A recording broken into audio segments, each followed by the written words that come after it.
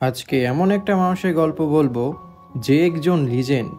সে $13,000 দিয়ে ট্রেডিং শুরু করে মাত্র কয়েক বছরে বানিয়ে ফেলে প্রায় $150 মিলিয়ন, মানে প্রায় 130 কোটি টাকারও বেশি। তার নাম টাকাশি কিতাগাওয়া। অনেকে তাকে বিএনএফ নামেও চিনে। কোনো রকম ব্যাকগ্রাউন্ড ছাড়াই 2000 সালের দিকে স্টক মার্কেটে ট্রেডিং শুরু করে।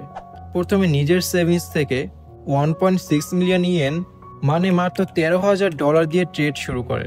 সে দিনে 15 ঘন্টা পর্যন্ত সময় দিত শেয়ার মার্কেট বিশ্লেষণের জন্য। সে ছোট ছোট প্রফিটে খুশি থাকতো, কিন্তু দিনে 10 থেকে 20টা ট্রেড করত। তার সবচেয়ে বিখ্যাত ট্রেড ছিল জে কম ইনসিডেন্ট। 2005 সালে জাপান স্টক মার্কেটের এক গ্লিচের কারণে সে বিশাল প্রফিট তুলে মাত্র কয়েক মিনিটে।